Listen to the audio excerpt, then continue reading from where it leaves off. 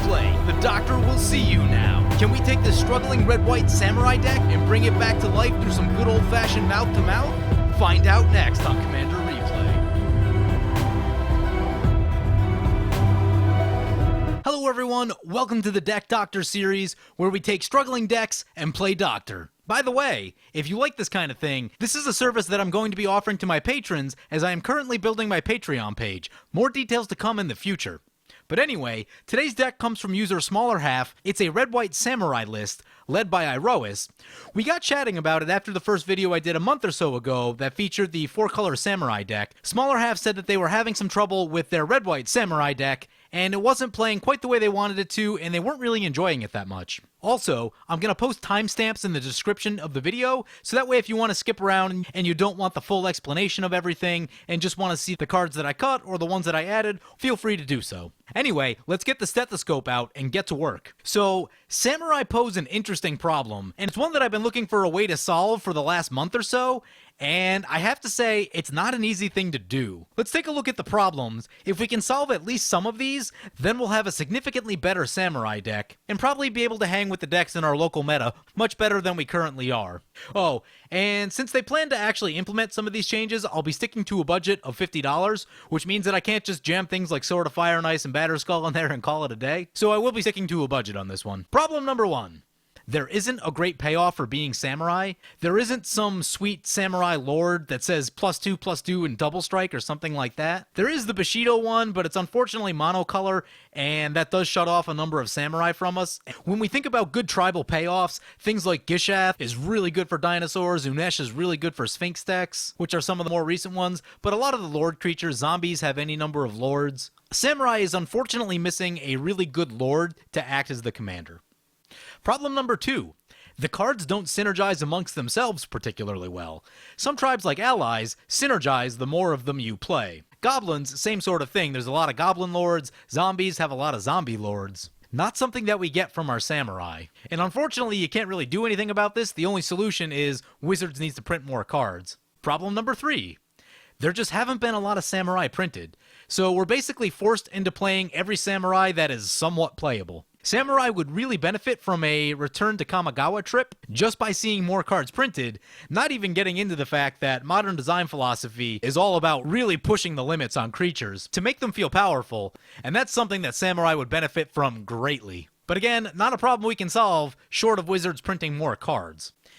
Problem number 4 is the one problem that we can actually do something about, and that is that the cards are underpowered and overcosted.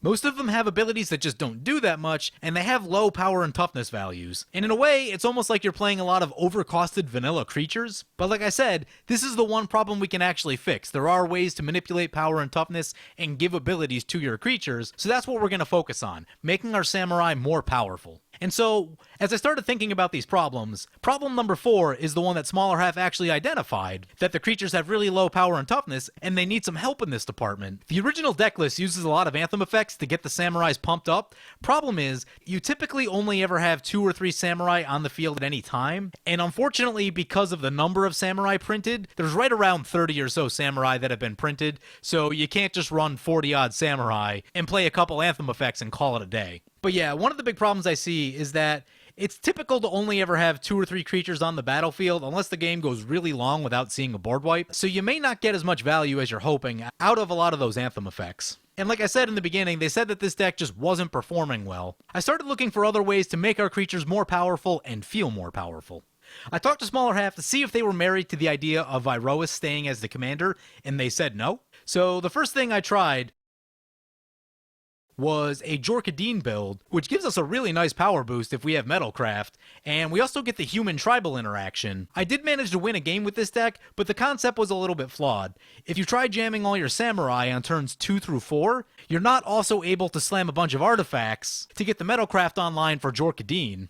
So I found that this deck was trying to do 2 different things at the same time, and like I said, I was able to win a game with it, but it wasn't super effective. The next thing I tried was just going back to Iroas, cutting the worst cards, and adding some cards that I thought would be really good. But what I found was, I wasn't wanting to cast Iroas that much. It just didn't feel like Iroas was really ever having enough board impact coming out of the command zone, and basically just sitting there as an enchantment for quite a few turns longer after you cast him. So that brought me to the solution that I like the best, Gisela as the commander. We don't have any tribal synergy with Gisela, but it effectively doubles the power of each of our creatures and makes them more resilient against damage. And by having that damage doubling effect on our commander, that allows us to cut a lot of the anthems that weren't performing super well for us. So I really like this concept as Gisela being our commander, since we know that the samurai really need help with their power and toughness. So let's take a look at the cards that I cut, and more importantly, why I cut them. Once you understand what cards to cut from your deck, it's really easy to start trying out other cards that you want to play. I honestly think that this is the most important part. It's not necessarily about adding better cards, it's about getting rid of the ones that aren't working, and then as a result, you probably end up with better cards since you got rid of the ones that weren't working. So I ended up deleting roughly 23 cards, 2 of those were lands. So by doing some simple math, that means that they got their deck 80% right. So we can think of it as being 80% there. So once we finish going through the cuts, we just need to tweak that last 20% to really get this deck going. So let's take a look at what I actually cut. First thing up, Humble Defector. Humble Defector is just a bad card draw source unless you have a way to really take advantage of it. I get that red and white struggle to draw cards, but I don't love it as a card, so we got rid of it. Next up, Metallic Mimic. The thing that I don't like about Metallic Mimic is that it requires you to play it before you play your other creatures. So the timing is very important, and I've often found that with timing cards like that, they really just aren't as good as you want them to be. If you draw that late in the game when you're trying to make a big push, it's just not going to do that much for you. So cut Metallic Mimic. Next up, Archetype of Aggression. Creatures you control have trample. Creatures your opponents control can't have trample. You know, I've just never been a big fan of this one. If I was playing like a Voltron deck where we had a lot of really big creatures, I would probably run something like this, but this is more of a go wide kind of deck, so I don't think that trample is super important for this particular deck. Next up, Sokenzan Renegade. I cut this one because at the beginning of your upkeep, if a player has more cards in hand than any other player, they gain control of Sokenzan. So, yeah, we don't need creatures that we're just going to randomly lose control of. Even though it's one of the most aggressively costed samurai, losing control of it is just not where we want to be.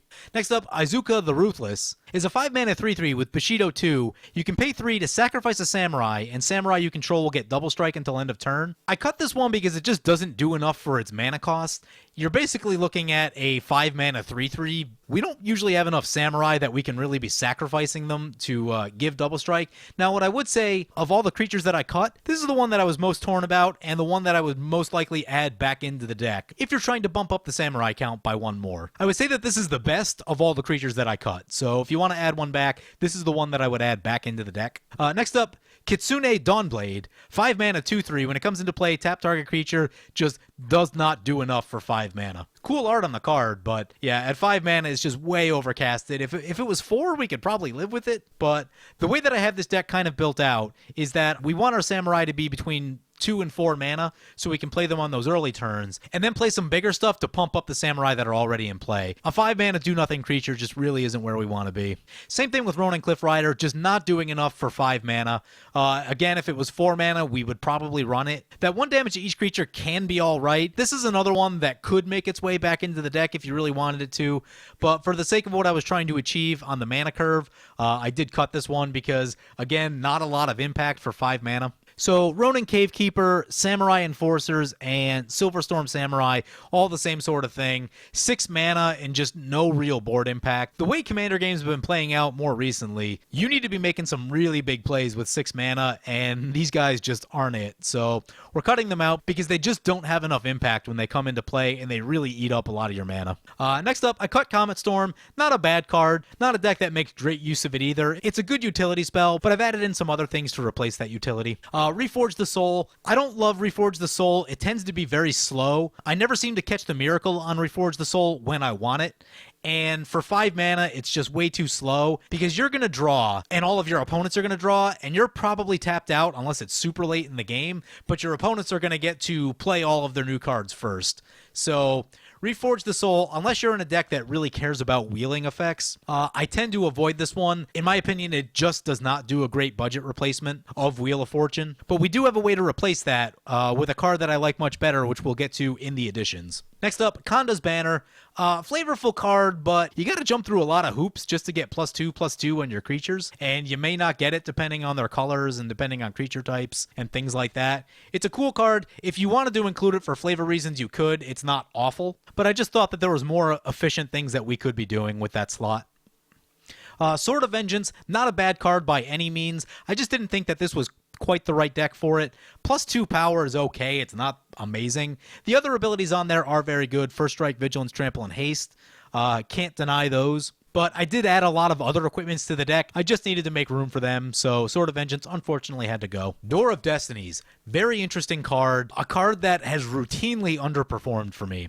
One of the biggest problems with Door of Destinies is that it costs 4 mana. The way that we have our curve set up in this deck, our Samurai are very cheap. Door of Destinies is going to be coming into play after most of our Samurai. So for me, it's just never been that effective. So I cut it for some things that I think will do the job much better. Obelisk of Erd, creatures of the chosen type get +2/+2. Honestly, it's just too expensive for what it does. When you're in white, you have so many Anthem effects anyway. If you're in a color that doesn't have Anthem effects and you need it, I could see using Obelisk of Erd, but we have plenty of other options. I don't think this one's that necessary.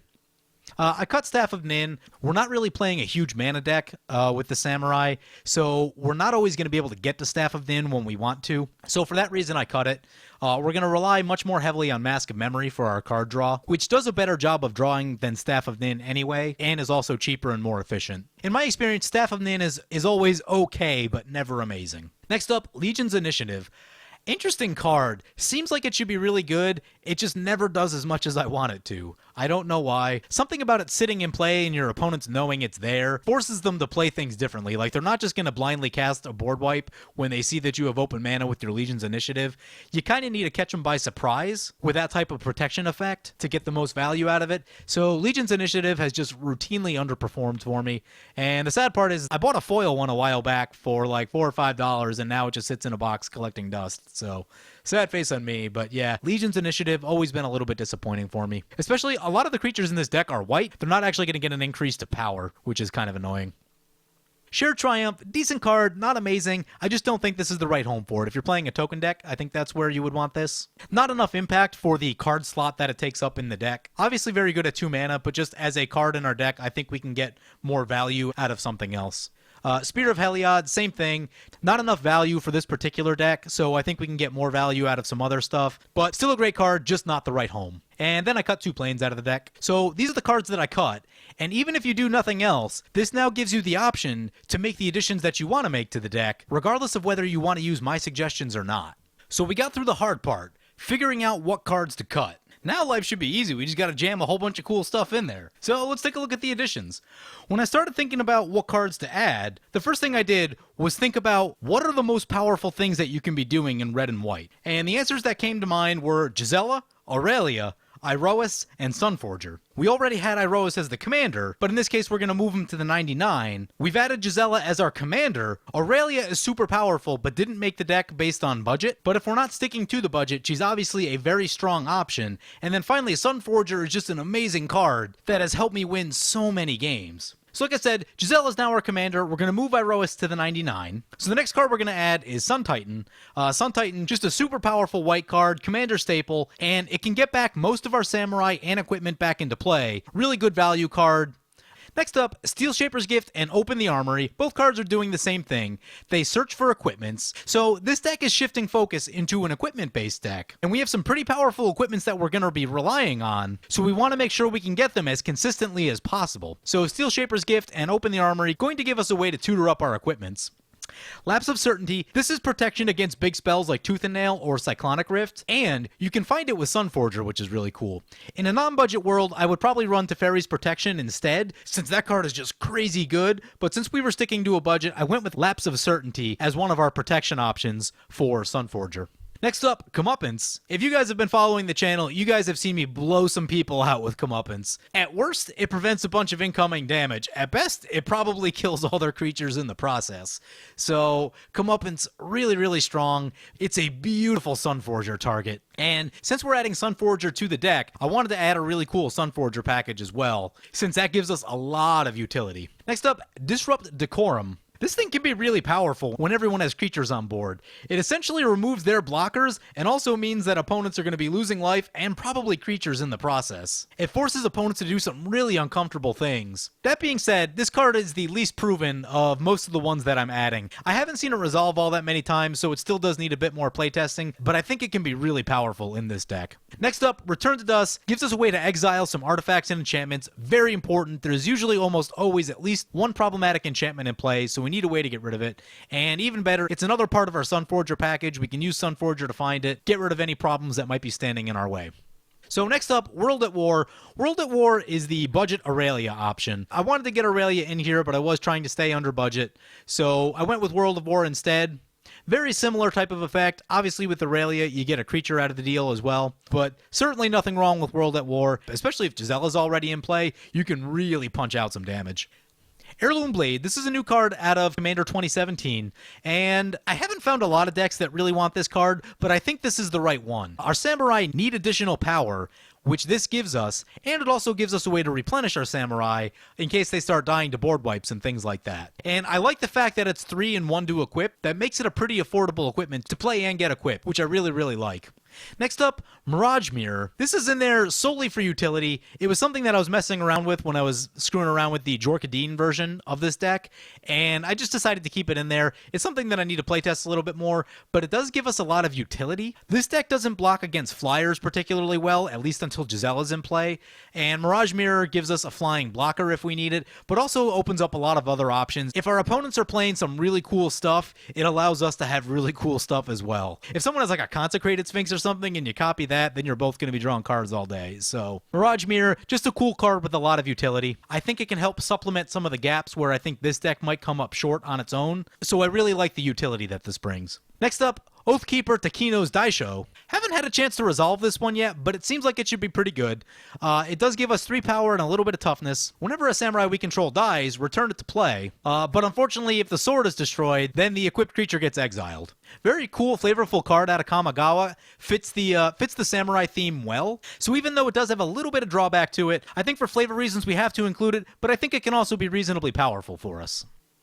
Next up, Sunforger. So Sunforger, like I said earlier, is one of the best cards you can be playing in red and white. I've closed out so many games with Sunforger because people just can't kill me because of things like Comeuppance and Return to Dust and Path to Exile, Swords to Plowshares, all that kind of stuff. Whatever answer you need, Sunforger is going to find it for you.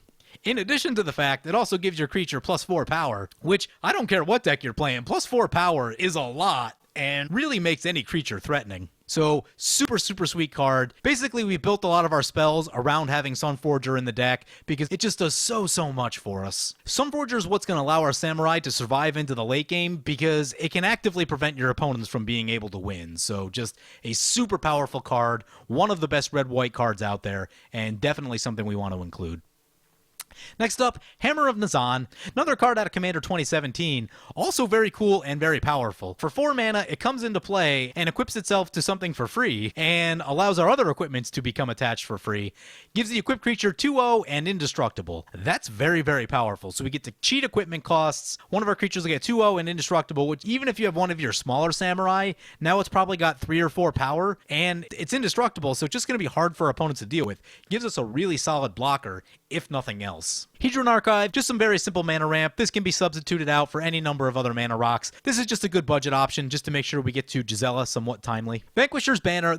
I haven't had a chance to resolve this one, but I think it should be pretty legit. It does give us an Anthem effect, and if we play any more Samurai, we're going to get to draw cards, which seems pretty cool. So, Anthem effect with some card advantage. Definitely has a lot of potential. Still needs a bit more playtesting. As I said, I haven't seen it resolve yet, so I'm not completely sold on it, but I think it could be a valuable addition for us. Next up, Citadel Siege. This is primarily in here for cons mode. Whenever we go to combat, we can put 2+1/+1 counters on a creature we control. With our Samurai coming down nice and early and playing Citadel Siege on turn 4, if our creatures survive for a couple turns, they're going to be really big. So this is a great way to make our Samurai much more powerful. Now, there are situations where if it's just you and that last opponent on board, particularly if they're like a Voltron style deck, or something else where they're really trying to do most of their damage with one creature, choosing the Dragons mode can really lock some people out. You can tap out their big threat, which may also be their big blocker, and it may give you the push that you need to get through for the win.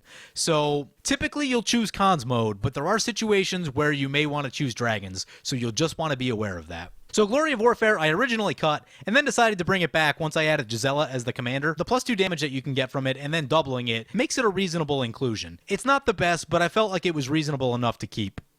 Kindred Boon. Kindred Boon, really interesting. So we choose a creature type, and then we can pay 2 to make our samurai indestructible, which means that we can start laying down board wipes, and so can our opponents, and we're not really going to care about it. So this is one of the few cards that really pay us off for being samurai and or being a tribal deck. So another pretty sweet card out of Commander 2017. So I was double checking the last deck list that I played, and there is one addition that I missed, which was Dowsing Dagger, and this is just a nice way to give us some more mana ramp, make sure we get to Gisela nice and early. Because we're going to have a lot of early creatures out, we should be able to find an opponent that doesn't have any blockers and get the Dowsing Dagger flipped over pretty easily. Dictate of Heliod, this is another one that I decided to keep in the deck. I had cut it originally and decided that +2/+2 with Gisela was reasonable enough to keep in the deck. The next edition is Dictate of the Twin Gods, and this is another way to double our damage, and with Gisela out, we're going to get double damage, so that is a lot of damage. This is also a nice way to pump up our samurai even more. And pretty much the same thing with True Conviction. Give our creatures double strike, give them lifelink, hit for lots of damage, gain lots of life. True Conviction, a really good way to close out games. So in terms of lands, I've added Mistveil Plains and Path of Ancestry. The Mistveil Plains synergizes with our Sunforger and allows us to recycle spells from our graveyard back into our library so we can keep looping them with Sunforger as we need them. It is a really powerful effect. Basically, if you can keep the Sunforger loop with comeuppance going, you're probably not going to die to combat damage. So just really powerful. And then Path of Ancestry, we're not going to get the Scry bonus from it, but as a land that comes in tapped and gives us any color mana, I think it's very good for color fixing. And who knows, we might get a Samurai General in the future in which you're going to want this Path of Ancestry. So just a nice way to fix our mana a little bit better, even if we can't get the full bonus off of it. So when we look at the entire deck, we're going to get something that looks like this. And we have a lot of stuff going on in the 2, 3, and 4 mana slots, which I like. Maybe 1 or 2 more things in the 4 mana slot than I'd probably prefer. Still, the fact that most of our deck is going to be in these 2, 3, and 4 slots, and then it tapers off quite a bit as we get to the 5, 6, and beyond slots. What I like right here, when you look at all the converted 5 mana cost cards, Vanquisher's Banner, Coat of Arms, World at War, Dictate of Twin Gods, all of those cards are things that pump and or help us close out the game. So when we take a look at the deck all laid out, we see that most of our cards fall in the 2, 3, and 4 converted mana cost slots, with a much smaller number of cards in the 5, 6, and beyond converted mana cost slots. And I think that's where the curve for this deck wants to be. There's probably 1 or 2 more 4-drops than I'd really prefer. Something like Hedron Archive could become a Coalition Relic or something like that, just to reduce the curve a little bit. But for the most part, most of our creatures are here in the 2, 3, and 4 slots. Most of the things in the 5 slot are things that are going to pump our creatures. We got Vanquisher's Banner, Coat of Arms, World at War, Dictate of Twin Gods, and Dictate of Heliod. And then in the 6th slot, we got Godo for multiple combat steps and equipments, and True Conviction. So I like the idea that most of our creatures we're going to be playing early, and then the cards that we're playing later in the game should have a lot of impact and help make our creatures better. Anyway, this is the new Red-White Samurai list, and let's go check out some gameplay. So with these games, I've condensed them down quite a bit. You can almost think of it as sort of like watching highlights of the game. It's a little bit more in-depth than that. But I really only focused on our turn and our opponent's turns that really had an impact on the game. Hello everyone, welcome back. Trying out some Jor Kadeen Samurai. We won the die roll, and we're gonna mulligan that. No colored lands in our hand. That's a little bit better. We don't have any red mana, but we have some white cards in our hand, so I think this is gonna work. We do have the Steel Shaper's Gift, so we can dig for an artifact that will help us find lands if necessary. So let's go ahead and keep this one. So our turn 1, we draw into a Hedron Archive. Let's play the Skull Clamp. We may throw one of our creatures here into the Skull Clamp, just to get some extra card draw going, and that should be able to find us, hopefully, the colored lands that we need. This is my first attempt at trying to make the deck more fun, more exciting, more playable, and really just trying to make it more enjoyable to play. So we'll run the Kentaro out there, and next turn, in all likelihood, we will throw it under the Skull Clamp. If we draw into a land, there's also a world where we lay down Bloodforged Battle Axe and attack, so we can get the copy of Bloodforged Battle Axe. That's another possibility as well. So back to our turn, we draw the Plains. Interesting choice here. I think we attack and equip the Bloodforged Battle Axe right now. I want to get at least one copy of the Bloodforged Battle Axe. That'll actually achieve Metalcraft for us, so that's something that I like. I'm going to attack the Cabal opponent just because they tend to gain a lot of life really quickly. So, in for 4, we get a copy of the Bloodforged Battle Axe and pass the turn. Cabal Console of Allocation coming into play. It's going to blink Norin. We draw into another land. Interesting. So we still haven't found red mana, which means that we might have a little bit of trouble getting our Jor Kadeen into play. We have some choices here. So let's go to combat. We'll swing in at the Norin the Wary opponent. So hit our opponent with the Bloodforged Battle Axe. Get another copy of the Bloodforged Battle Axe. Doing really good things for our Metalcraft count. Cast the Sensei's Golden Tail, and I'm going to equip the Golden Tail just because it's going to be less mana efficient to blow up the Kintaro since we already have a Bloodforged Battle Axe equipped to it. Sensei's Golden Tail dies. We draw 2 creatures. Was hoping for some lands. Next, I'm going to Steel Shaper's Gift. We're going to get hit by Kambal. I guess we go for the Heirloom Blade. Possibility Storm coming down for the Norin. So things are going to get a little crazy now. Whenever a player casts a spell from his or her hand, that player exiles it, then exiles cards from the top of his or her library until they exile a card that shares a card type with the exiled card. That player may cast that card without paying its mana cost, then puts all cards exiled with Possibility Storm onto the bottom of their library in a random order. So we draw the mountain off the top that we've been hoping for all along, so things should get fairly good for us right now. With Possibility Storm, you can still cast your commander. Because your commander isn't cast from your hand, it won't trigger the Possibility Storm. So we still have access to Jor Kadeen, which is good. I'm going to try this Araba Moth Rider, and maybe we get lucky and hit one of our big creatures with it. So Possibility Storm is going to trigger. Either way, we'll get some kind of creature out of it. Basically what I'm trying to do, I'm trying to get 1 or 2 more creatures on board to make Jor Kadeen profitable when we play it. And that worked out beautifully because we just found a Godo. So cast Godo. We get to search for an equipment off of the Godo. We're going to find our Sunforger since it's the most powerful thing in our deck. And we'll equip up the Sunforger. I'm going to put it on the Kintaro since Godo is already likely to eat a removal spell anyway. I'd rather Kintaro eats the removal spell and not Godo since Godo is just a better card. We're gonna attack the Scion of the Ur Dragon opponent, and we're gonna get him for 8. The Scion of the Ur Dragon has the ability to start one-shotting people pretty soon. Assuming that they're playing the Dragon combo, they can really easily one-shot people out of the game. So we hit for 8. Scion of the Ur Dragon drops down to 30. Also of note that Sunforger, because you're not casting it from your hand, won't get caught into the Possibility Storm. Ooh, opponent reveals a Nicol Bolas. That's pretty good. Wonder if they knew that there's only a couple creatures in the deck, and the one they're going to hit is probably going to be a dragon. Oy. Well, it's a good thing we got our Sunforger equipped up. Nicol Bolas, pretty scary. So Nicol Bolas swinging into the Norin opponent. They're about to lose their hand. Norin goes down to 25.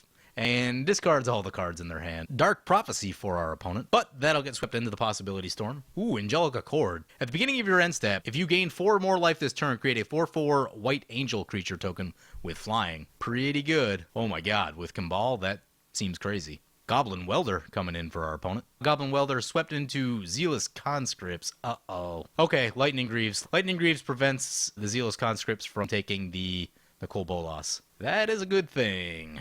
Opponent decides to steal our Kintaro. Let's see where they point it. Nice. So, opponent's going to send the Zealous Conscripts and the Kintaro at the Scion of the Ur Dragon opponent. Probably a good idea. It looks like that Scion of the Ur Dragon is getting ready to dominate the game. That does give us another Bloodforged Battle Axe trigger. And Scion of the Ur Dragon down to 19. We draw into Ancient Den, so we'll play the Ancient Den. Oh, man. We're 1 mana short of being able to cast our commander and leave up mana for Sunforger. So I think what we do right now, I think we just go crazy with Bloodforged Battle Axe. Scion of the Ur Dragon opponent says if we don't hit him, then he'll go after the other opponents. I can get down with that. That is a deal that I can agree to. I think we just go on the Bloodforged Battle Axe plan. We have Sunforger so we can protect ourselves against Nicol Bolas if we have to. In the meantime, I think we try to take down some of the other players. Let opponent know we have a deal. So Norin the Wary is going to trigger, and Godo's going to tap all our creatures and give us a second combat phase. We get 3 more Bloodforged Battle Axe triggers. We're just going to go ahead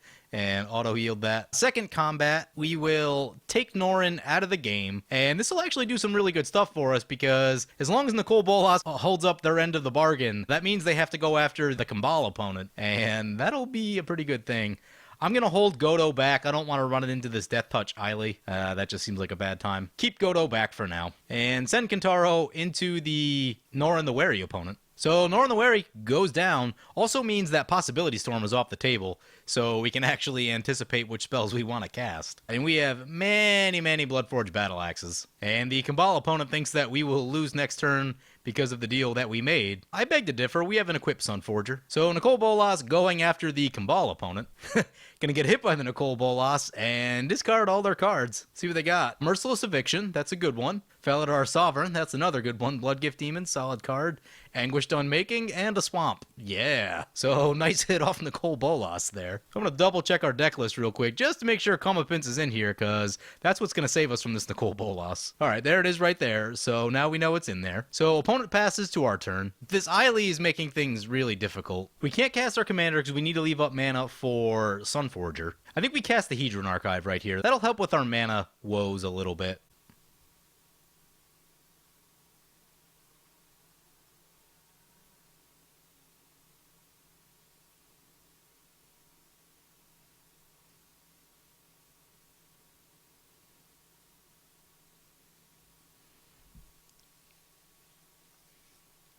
Ooh, Kambal scoops it up. So, alright, that changes the plan a little bit. Now we just attack into the Scion of the Ur-Dragon opponent. Scion is pretty low on life. Ooh, opponent's gonna Cyclonic Rift our Kentaro. That's kind of a problem. Now we need to deal with that Nicole Bolas. Well, activate Sunforger, see what we got. Nothing to protect us from the Cyclonic Rift. We could give Godo Double Strike. I'm going to go with Boros Charm and Double Strike our Godo. And this is where failing to equip Godo is probably going to hurt a little bit, because if we put any equipment at all on him, then the game would probably be over right now. So Kentaro goes back to our hand. Opponent goes down to 12. Get in again. Goes down to 6. Right here, we will put Skull Clamp on Godo, just in case something happens to Godo.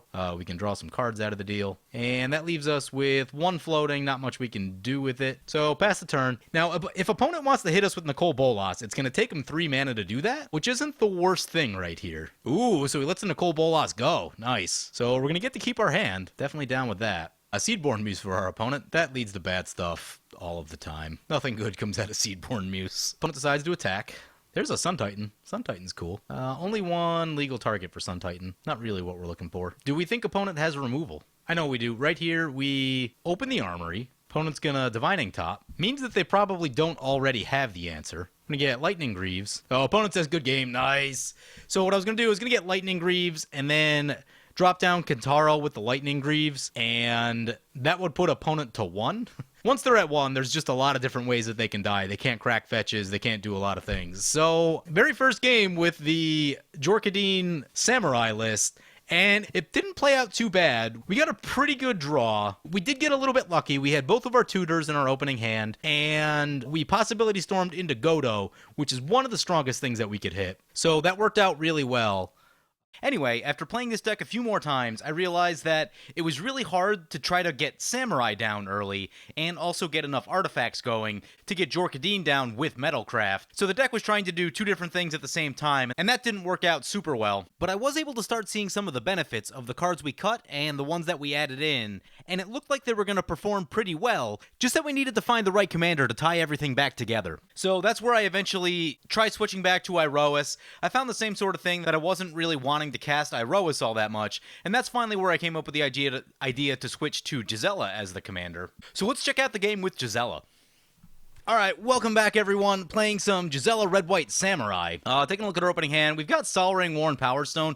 We don't have a lot of Samurai in our opening hand, but we have so much mana ramp that I think we have to keep it. So our turn 1, we draw a Lapse of Certainty, play a Sol Ring, and then pass our turn. So our first opponent, Toshiro Umezawa, 1 black for a 2/2, Bushido 1. Whenever a creature an opponent controls dies, you may cast target instant card from your graveyard. If that card would be put into a graveyard, exile it this turn. Strionic Resonator for the Atali opponent. Pretty good card in that deck. Back to our turn 2, lay down this command tower. We'll slam our Indebted Samurai. Our second opponent, Brea, does lots of crazy things. Probably some crazy artifact combo deck. And then last up, Atali is 4 red. Whenever Atali attacks, exile the top card of each player's library, then you may cast any number of non-land cards exiled this way.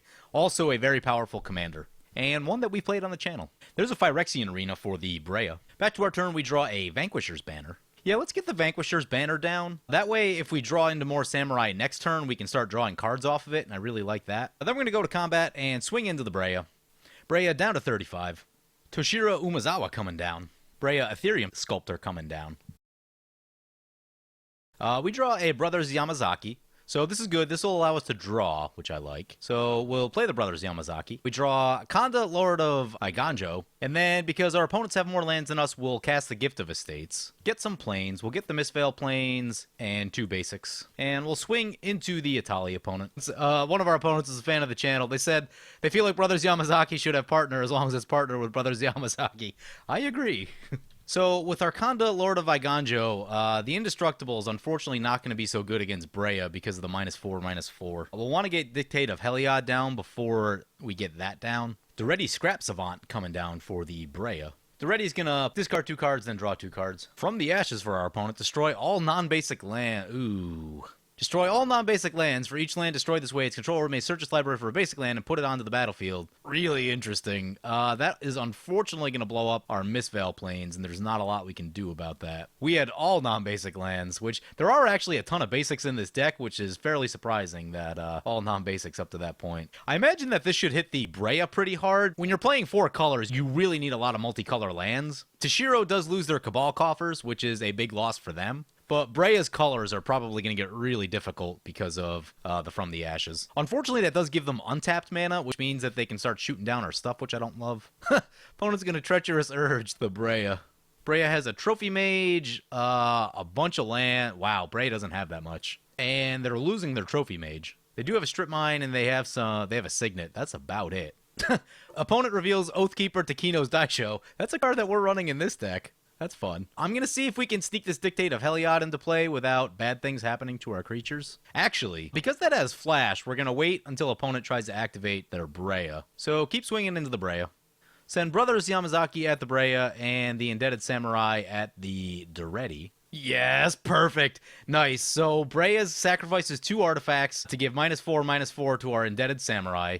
We are going to flash down our Dictate of Heliod. They'll probably still be able to kill our creature by blocking. So opponent's going to block the Indebted Samurai with Breya, and Bushido will trigger. Unfortunately, our Samurai won't survive past that. But the Brothers Yamazaki still gets in for 5, so not the worst thing. And we did get our opponent to sacrifice those artifacts, which is really important, because now they're in a place where they kind of have to recast their Breya to get more artifacts, and we know that they don't have that much going on in their hand.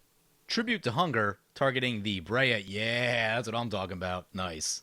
Unfortunately, we only have 1 creature. We don't have any haste. Opponent's going to send their Toshiro Umezawa into the Duretti. Breya gets an extra draw off the Phyrexian Arena. Going to discard and draw with Duretti. Discards 2 lands. Veldakin Ori for the Breya. Ugh. Fervor for the Atali opponent. Yeah, Fervor's really good with Atali. There's a Swords to Plowshares. That is really helpful, actually. We're going to swing the Brothers Yamazaki into the Duretti. We're not going to play Gisela this turn, since this should kill Duretti anyway. Opponent has a Swords to Plowshares, so they're going to exile our Brothers Yamazaki. Yeah, that's a little bit frustrating. We could Lapse of Certainty, but I don't think it's worth it. I think we just play Kanda right here. We get to draw a card. We draw a mountain. Kind of hoping to find some of our creatures. We got a really creature-light draw. And we will leave up the Swords to Plowshares, which we'll probably use on the Atali. So Kanda coming down as a 6/6. It's not bad. Also puts it at a range of Breya, which is really important. Toshiro swinging into the Duretti. Opponent says, Kanda is kind of Toshiro's nemesis in the story. I was going to offer a Samurai alliance until he came out. At least it's a flavor win. Duretti going to draw and discard again. Atali coming down. This is interesting. Oh, no worries. Yeah, I figured Toshiro might have some removal anyway, so I was saving our Swords to Plowshares. Breya's starting to get down there a little bit. They're down to 25, and we could potentially hit them really big. If we went Gisela and attack with Kanda unimpeded, Breya would lose a lot of life. But they have all their mana open, and they have Veldakin Orrery gives them flash on everything, so I don't suspect that that would be successful. Although we just drew Open the Armory, and that means we can get Sunforger and our other really cool stuff. How much mana do we have?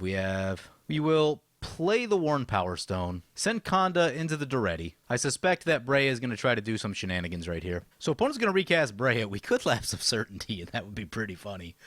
If we do that, that means we don't have Lapse of Certainty for other big nasty things that could happen. Yeah, let's Lapse of Certainty. I think this is really going to put our opponent in a bad spot if we do this, so Lapse of Certainty. The other thing, too, I don't know if opponent actually has the chance to select the zone that they want Breya to go to because it's on the stack. I don't know how that works. It may go back to their command zone and it'll cost even more for them to recast it. Let's see where Breya ended up. Yeah, Breya's back in the command zone. It's going to be really expensive for our opponent to recast Breya, which I like. Lapse of Certainty is really good for tempo plays like that. So Duretti goes down finally. We'll play the Worn Power Stone.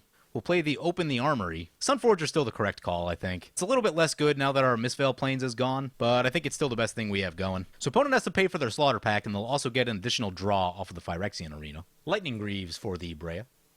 Oh, Wildfire for our opponent. Oh man, each player sacrifices 4 lands, deals 4 damage to each creature. Ooh, that's rough.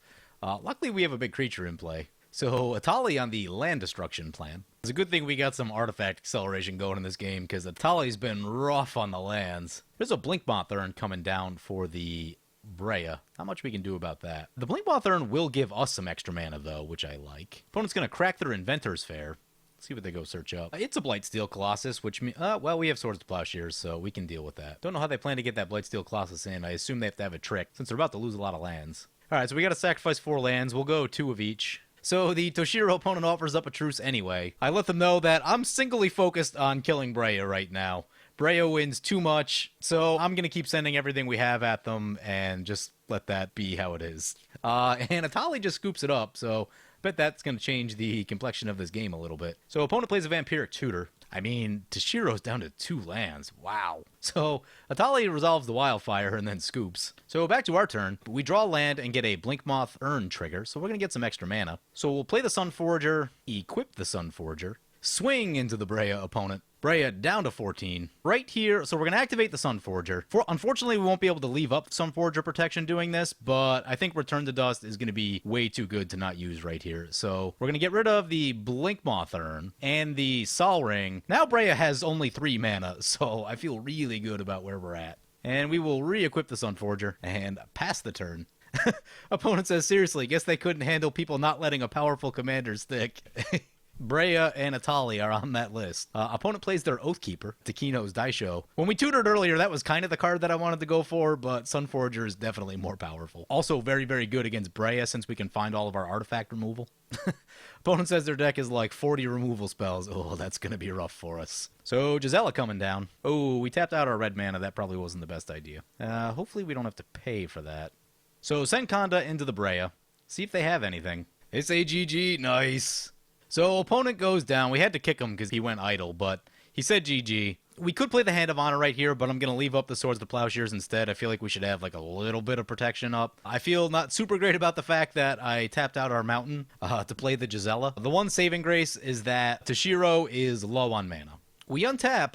Untapping is good. Wrath of God isn't super helpful right here. First things first, just try to swing in. See what kind of a removal our opponent has. Silence the Believers, oh boy. Exile any number of target creatures and all auras attached to them. Looks like they're going to exile the Gisela.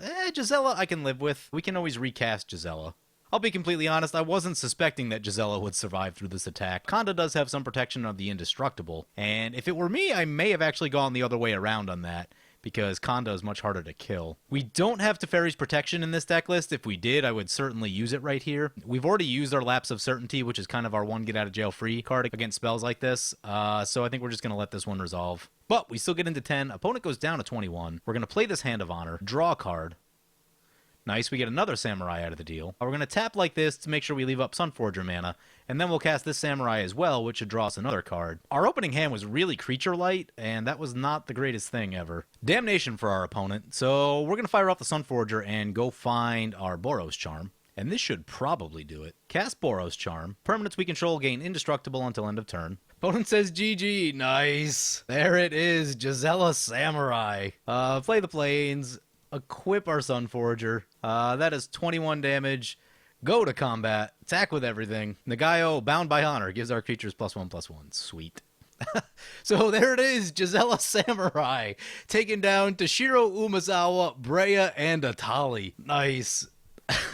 So that game So we got some help from the Atali. They blew up the lands twice, which definitely put a hurt in Umbrea. The Wildfire is the one that really sealed it up for us because we had a bunch of artifact mana and our opponents didn't for the most part. What Brea did have, we got rid of with Return to Dust. So we did get a little bit of help from Atali right there. I mean, otherwise I focused down that Brea opponent super hard because you have to. If you let Brea go unchecked, they just win. Toshiro also got hit pretty hard by the land destruction as well. I'm sure if they had all their lands, like that Silence the Believers would have exiled both of our creatures, and it would have been a really grindy fight from that point out. I did like the things we had in play. We had that Vanquisher's Banner, so every time we're casting a Samurai, we're drawing into more cards. I felt good about our chances of keep slamming threats. We also had Sunforger down, which does give us a lot of options, although we had played out most of our Sunforger package, and the Mistveil Plains was already in our graveyard, so that was a little bit troubling.